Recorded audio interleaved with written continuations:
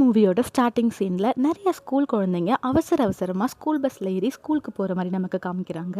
இது ஒரு private school, இது ஒரு கேர்ள்ஸ் ஸ்கூல் அப்படின்றனால கொஞ்சம் ஸ்ட்ரிக்டாகவும் இருக்காங்க. ஸ்கூல் பில் அடிக்குது, எல்லா குழந்தைங்களும் ஸ்கூலுக்குள்ளே போகிறாங்க. ஸ்கூலோட பிரின்சிபல் கொஞ்சம் ஸ்ட்ரிக்டானவங்க, அவங்களும் ஸ்கூலுக்குள்ளே போகிறாங்க. லஞ்ச் பீரியட் வருது, எல்லா குழந்தைங்களும் சாப்பிட போகிறாங்க.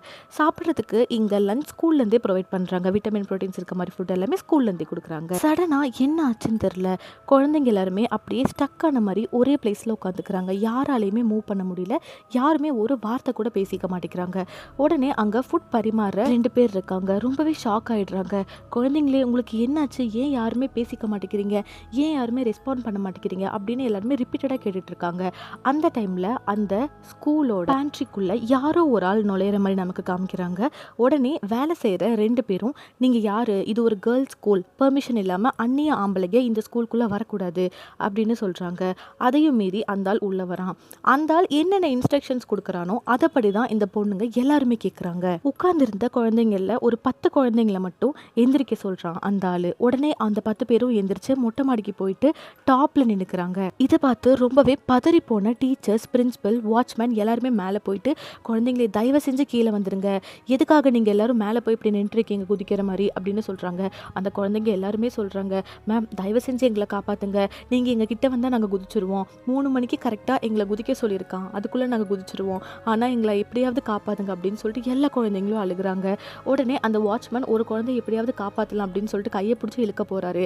இந்த வாட்ச்மேன் அந்த பொண்ணு பக்கத்தில் போன ஒரே காரணத்தினால அந்த குழந்தை மேலேருந்து கீழே விழுந்து இறந்துடுறாரு. இதை பார்த்து ரொம்பவே பதறி போன வாட்ச்மேன் எப்படியாவது இன்னொரு குழந்தையாவது காப்பாற்றணும் அப்படின்னு சொல்லிட்டு அந்த பொண்ணு பக்கத்தில் போகிறான். உடனே அந்த பொண்ணு மேலேருந்து கீழே குதிச்சு இறந்துடுறா. இதை பார்த்து ரொம்பவே பதறி போன அந்த ஸ்கூலோட பிரின்சிபல் வாட்ச்மேனை போட்டு ரொம்ப சராமாரியாக தாக்குறாங்க. யாருக்கும் என்ன பண்ணுறதுனே தெரியல. இந்த நியூஸ் அந்த சிட்டி ஃபுல்லாக ஸ்ப்ரெட் ஆகுது. குழந்தைங்களோட பேரண்ட்ஸ் எல்லாருமே ஸ்கூல் வாசலுக்கு வந்து வெயிட் பண்ணுறாங்க. எங்கள் குழந்தைய கொடுத்துருங்க, நாங்கள் எப்படியாவது போயிடுறோம் அப்படின்னு சொல்லி கத்துறாங்க. இந்த இன்பிட்வீன் கேப்பில் ஒரு பொண்ணு மட்டும் கேன்டீனுக்கு சாப்பிட வராமல் வாஷ்ரூம் போயிருப்பா. அந்த பொண்ணுக்கு மட்டும் ஒன்றுமே ஆயிருக்காது. உடனே அவளை கூப்பிட்டு எல்லாரும் விசாரணை பண்ணுறாங்க. என்ன ஆச்சு, ஏன் உன் ஃப்ரெண்ட்ஸ்க்கெல்லாம் சடனாக இப்படி ஆயிடுச்சுன்னு கேட்குறாங்க.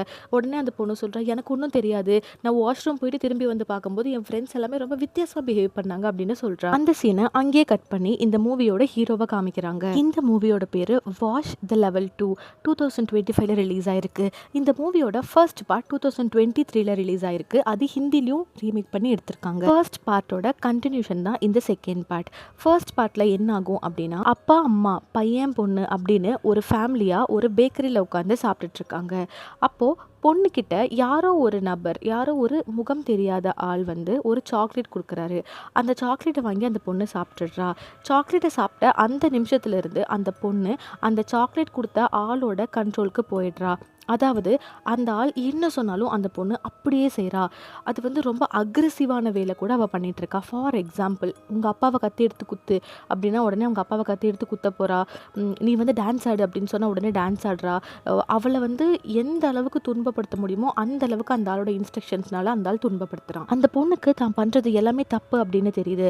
ஆனால் அந்த ஆள் சொல்கிற எதையுமே அந்த பொண்ணுனால கேட்காம இருக்க முடியல.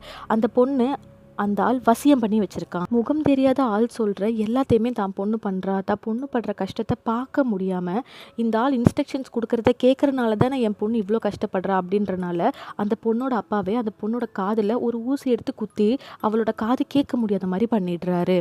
இந்த போராட்டத்தில் அந்த பொண்ணோட அம்மாவும் தம்பியும் இறந்துடுறாங்க. அப்புறம் அந்த ஆள் அந்த பொண்ணை தன்னோட இடத்துக்கு அழைச்சிட்டு போயிடுறான். இதெல்லாம் பார்த்து ரொம்பவே தவிச்சு போன அந்த பொண்ணோட அப்பா அந்த ஆளோட இடத்துக்கே போய், நீ இன்ஸ்ட்ரக்ஷன்ஸ் கொடுக்குறனால தானே இங்கே வசியப்பட்டிருக்க பொண்ணுங்கள்லாம் உன்னோட பேச்சு கேட்குறாங்க அப்படின்னு சொல்லிட்டு அந்த ஆளோட நாக்கை வெட்டி அந்த ஆளை இழுத்துட்டு வந்து அந்த ஆளோட வீட்டு பேஸ்மெண்ட்டில் அடைச்சி வச்சு கொடுமைப்படுத்திட்டு வரான். இப்போது அந்த இன்சிடென்ட் நடந்து 12 வருஷம் ஆயிடுச்சு. ஆனால் அந்த ஆளோட மேஜிக்கில் வசப்பட்டிருந்த தன்னோட பொண்ணு இன்னமுமே இயல்பு நிலைக்கு திரும்ப லைட்டாக சிரிச்ச மாதிரி, ரோபோ மாதிரி, மனநல பாதிக்கப்பட்ட மாதிரி ஒரே இடத்துல தான் அந்த பொண்ணுனால உட்கார முடியும். அதாவது அந்த பொண்ணு அந்த ஆளோட சூனியத்தில் இருந்து முழுசா விடுபட்டு வரல. தன்னோட பொண்ணோட இந்த நிலைமையை நினைச்சு தினமுமே வருத்தப்பட்டு இருந்த இந்த பொண்ணோட அப்பா அவனை எப்படியாச்சும் பழிவாகணும், உடனே அவனை கொலை பண்ணிடக்கூடாது அப்படின்றதுக்காக செத்து போன எலி, கரப்பாம்பூச்சி, டீ தூள் அப்படின்றத கொடுத்து மட்டும்தான் அந்த ஆளை வந்து உயிரோட வச்சிருப்பான். இதை தவிர சாப்பிட்றதுக்கு வேற எதுவுமே கொடுத்துருக்க மாட்டான். சங்கிலியில கட்டி போட்டு ரொம்பவுமே கொடூரமான ஒரு சிச்சுவேஷன் பொசிஷனில் தான் அந்த ஆளை வச்சுருப்பான். இப்போ ஃப்ளாஷ் அவுட் பண்ணுறாங்க. அந்த ஆளுக்கு கொடுக்க வேண்டிய டீ தூள் வந்து காலி ஆயிடுச்சு. நம்மளோட ஹீரோ சூப்பர் மார்க்கெட்டுக்கு வராரு. அங்கே சூப்பர் மார்க்கெட்டில் ஒரு டிவியில் பார்க்குறாரு, இந்த மாதிரி ஒரு ஸ்கூலில் வந்து 10 பொண்ணுங்க தற்கொலை பண்ணிக்கிட்டாங்க, என்னாச்சுனே தெரியல, பொண்ணுங்க எல்லாருமே யாரோ வசியம் பண்ண மாதிரி இருக்காங்க அப்படின்னு சொல்லி காமிக்கிறாங்க. ஹீரோ வீட்டுக்கு போயிட்டு அந்த ஆள்கிட்ட கேட்குறாரு, உன்னை தவிர வேற யாராவது இந்த சூனியம் பண்ணுவாங்களா, இந்த வசியத்தன்மை வேற யாருக்கிட்டையாச்சும் இருக்கா, உண்மையை சொல்லு அப்படின்னு சொல்லி கேட்குறான். உடனே அந்த ஆள் ஹீரோவை பார்த்து ஒரு மாதிரி வில்லத்தனமாக சிரிச்சுட்டு அப்படியே மயங்கிடுறான். ஹீரோக்கு தெரிஞ்சிருச்சு இவன் தான் ஏதோ பண்ணுறான் அப்படின்னு சொல்லிட்டு உடனே ஹீரோ அந்த பிரச்சனை நடக்கிற ஸ்கூலுக்கு போகிறாரு. அந்த பொண்ணுங்க கிட்ட எல்லாமே பேச ட்ரை பண்ணுறாரு, யாருமே ரெஸ்பாண்ட் பண்ணல. அப்போது அந்த போலீஸ்கிட்ட சொல்கிறாரு, இந்த மாதிரி வந்து இந்த பொண்ணுங்களெல்லாம் யாரோ வசியம் பண்ணி வச்சுருக்காங்க, நான் சொன்னால் நீங்கள் நம்ப மாட்டீங்கன்னு தெரியும், ஆனால் அந்த வசியப்படுத்தியிருக்க ஆள் இந்த பொண்ணுங்க பக்கத்தில் தான் இருக்கான், அவன் இங்கே இருக்கனால தான் இந்த பொண்ணுங்க எல்லாருமே இந்த ஆள் சொல்கிற இன்ஸ்ட்ரக்ஷன்ஸை கேட்குறாங்க அப்படின்னு சொல்லிட்டு ஹீரோ சொல்கிறான். அந்த டைமில் தான் அந்த வில்லன் என்ட்ரி கொடுக்குறான். நான் தான் இந்த பொண்ணுங்க எல்லாருமே வசியப்படுத்தி வச்சுருக்கேன் அப்படின்னு சொல்கிறான். எனக்கு தேவை என்னோட அண்ணா தான், என்னோட அண்ணா எங்கே இருக்காருன்னு யார் கண்டுபிடிச்சி கொடுக்குறீங்களோ அது வரைக்கும் நான் இப்படி தான் பண்ணுவேன் அப்படின்னு சொல்கிறான். உடனே ஹீரோ சொல்கிறான், உன் அண்ணாவை நான் என்னோட கட்டுப்பாட்டில் தான் வச்சுருக்கேன் அப்படின்னு சொல்கிறான். போலீஸ் அதுக்கப்புறம் அந்த பொண்ணுங்களோட அப்பா அம்மா அப்படின்னு எல்லாருமே அந்த ஆளை தாக்கிறதுக்கு வராங்க. உடனே இந்த பொண்ணுங்க எல்லாருமே எங்கள் முதலாளியை யாராவது ஏதாவது பண்ணிங்கன்னா நாங்கள் உங்களை கொலை பண்ணிடுவோம் அப்படின்னு சொல்லிட்டு ரொம்பவே வெறி பிடிச்ச ஒரு மிருகங்கள் மாதிரி அந்த ஹால்லேருந்து வெளியில் ஓடிப்போய் எல்லாரையுமே கடிக்கிறாங்க, அடிக்கிறாங்க, ரொம்ப துடிக்க கொடூரமான விஷயம்லாம் பண்ணுறாங்க. இவனில் வசியப்பட்ட ஒரு பொண்ணு துப்பாக்கி எடுத்து தன்னோட அப்பா அம்மாவையும் சுட்டு கொலை பண்ணிடுறா. இந்த டைமில் ஹீரோ சொல்கிறாரு, இவனை யாராலையுமே கண்ட்ரோல் பண்ண முடியாது, இந்த பொண்ணுங்க நம்மளை காப்பாற்றணும் அப்படின்னா நம்ம எப்படியாவது இந்த ஆள் என்ன சொல்கிறானோ அதை கேட்டே ஆகணும் அப்படின்னு சொல்கிறான். உடனே ஹீரோ கிட்ட அந்த ஆள் சொல்கிறான், எங்கள் அண்ணாவை என்கிட்ட கொடுத்துரு அப்படின்னு சொல்கிறான். அதுக்கு ஹீரோ சொல்கிறாரு, என் பொண்ணு ரொம்ப வருஷமாக உன் அண்ணாவோட மந்திரத்தில் வசியப்பட்டிருக்கா, அவளை எப்படி காப்பாற்றணும்னு சொல்லு, அப்போ தான் நான் வந்து உன்னோட அண்ணாவை உன்கிட்ட ஒப்படைப்பேன் அப்படின்னு சொல்கிறான். உன் பொண்ணெல்லாம் என்னால் காப்பாற்ற முடியாது, இங்கே இருக்கிற பொண்ணுங்களை காப்பாற்றணும் அப்படின்னா நீ வந்துட்டு நான் சொல்கிறத கேளு, என் அண்ணாவை என்கிட்ட ஒப்படைச்சிடு அப்படின்னு சொல்கிறான். உடனே அதுக்கு ஹீரோ, இங்கே இருக்கிற பொண்ணுங்களுக்குலாம் என்ன ஆனாலும் எனக்கு கவலை இல்லை, எனக்கு என் பொண்ணு தான் முக்கியம் அப்படின்னு சொல்கிறான். உடனே அந்த வில்லன் அங்கே இருக்கிற ஒரு பொண்ணை கூப்பிட்டு கையை கட் பண்ணிக்கோ அப்படின்னு சொல்கிறான். அந்த பொண்ணும் கையை கட் பண்ணுறா. அதுக்கும் ஹீரோ வந்து பெருசாக ரெஸ்பாண்ட் பண்ண மாதிரி தெரியல. எனக்கு என் பொண்ணு தான் முக்கியம், இங்கே இருக்கிற பொண்ணுங்களுக்கு என்னாலும் எனக்கு கவலை இல்லை அப்படின்னு சொல்கிறான். உடனே வந்து வில்லன் ஒத்துக்கிறான். சரி வா, நான் உன் கூட வீட்டுக்கு வரேன், உன் பொண்ணு எனக்கு காட்டு, ஆனால் கண்டிப்பாக வந்து உன் பொண்ணு சரி பண்ணதுக்கப்புறம் எங்கள் அண்ணாவை எனக்கு திருப்பி கொடுத்துடணும் அப்படின்னு சொல்கிறான். உடனே அவங்க 2 பேரும் ஹீரோவோட வீட்டுக்கு போகிறாங்க. ஹீரோ தன்னோட பொண்ணை காமிச்சு எப்படியாவது என் பொண்ணை குணப்படுத்து அப்படின்னு சொல்கிறான். ஃபஸ்ட்டு நான் என்னோட அண்ணனை பார்க்கணும், அதுக்கப்புறம் தான் உன் பொண்ணை நான் குணப்படுத்துவேன் அப்படின்னு சொல்கிறான்.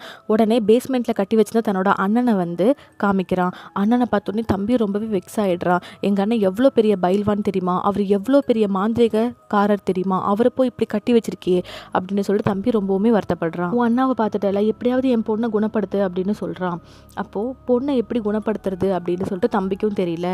தம்பி யோசிக்கிறான், ஏதாவது ஒரு பொருள் எங்கள் அண்ணா கிட்டேருந்து நீ வாங்கியிருப்ப, திரும்ப கொடுக்காம இருந்திருப்ப, அதை கொஞ்சம் யோசி அப்படின்னு சொல்கிறான். ஃபர்ஸ்ட் பார்ட்டில் ஹீரோயினோட பொண்ணு குடிச்ச டீக்கு அந்த சூனியக்காரன் தான் காசு கொடுத்துருப்பான், 10 ரூபாய் கொடுத்துருப்பான். அப்போது அந்த விஷயத்த தம்பிக்கிட்ட சொல்லும் போது தம்பி சொல்கிறான், அந்த 10 ரூபாவை நீ எங்கள் அண்ணா கிட்ட திரும்ப கொடுத்துரு, அப்போ தான் உன் பொண்ணு நார்மலாவா அப்படின்னு சொல்கிறான். அப்போது ஹீரோ இத்தனை வருஷமாக நடந்துட்டுருக்க இந்த விஷயத்துக்கு ஒரு 10 ரூபாய் தான் காரணமா அப்படின்னு சொல்லிட்டு நிறையா செக் பண்ணுறான். அவனோட பர்ஸில் 10 ரூபாய் இல்லை, பழைய உண்டியர்லேருந்து ஒரு 10 ரூபாய் எடுக்கிறான், எடுத்துகிட்டு போய் அவன்கிட்ட கொடுக்குறான். நீ என்னோட பொண்ணு குடிச்ச டீக்கு கொடுத்த 10 ரூபாய் இந்தா அப்படின்னு சொல்லி கொடுக்குறான். கொடுத்ததுக்கப்புறமே பொண்ணு நார்மல் ஆகலை. உடனே கேட்குறான், என் பொண்ணு இன்னும் நார்மல் ஆகலை அப்படின்னு சொல்லிட்டு கேட்குறான். உன் பொண்ணை எழுப்புன்னு சொல்கிறான். அப்போது அவன் எழுப்புறான், அம்மான்னு சொல்லி எழுப்புறான். அப்போ அந்த பொண்ணுக்கு கொஞ்சம் கொஞ்சமாக கான்ஷியஸ் வருது, கொஞ்சம் கொஞ்சமாக அவள் மூஞ்சியில் இருந்த ஸ்மைல் மாறி அந்த பொண்ணு இத்தனை வருஷமாக ஒரே இடத்துல உட்காந்துருந்த டிப்ரெஷனை ஒட்டுமொத்தமாக காமிக்கிறா. இவனை பார்த்தோன்னே அவளுக்கு ரொம்ப கோவம் வருது, கத்துறா, துடிக்கிற, ஆக்ரோஷமாக மாறுற. வேண்டாமா வந்துருமா, நம்ம இங்கேருந்து போயிடலாம் அப்படின்னு சொல்லிட்டு ஹீரோ தன்னோட பொண்ணை சாந்தப்படுத்தி அந்த இடத்துலேருந்து கூட்டிகிட்டு போகிறான்.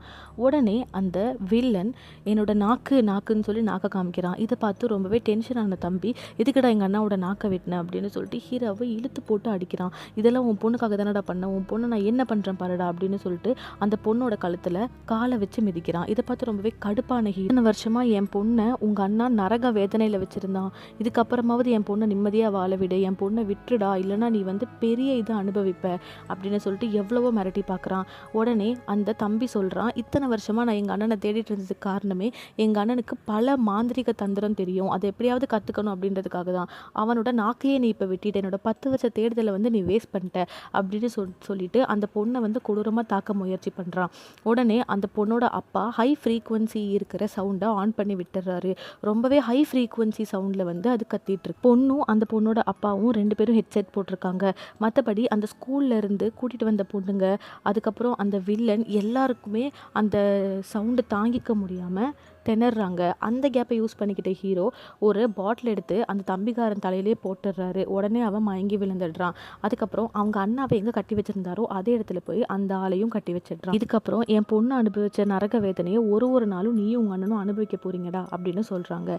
இதோட இந்த படம் முடிஞ்சிருது. எப்படி இருந்துச்சு இந்த படம்? ஸோ தேங்க்யூ ஃபார் வாட்சிங். இதுக்கப்புறம் உங்களுக்கு ஏதாவது இன்ட்ரெஸ்டிங்கான மூவி பார்க்கணும் அப்படின்னு ஆசை இருந்ததுன்னா கமெண்ட் செக்ஷனில் கமெண்ட் பண்ணுங்கள். தேங்க்யூ.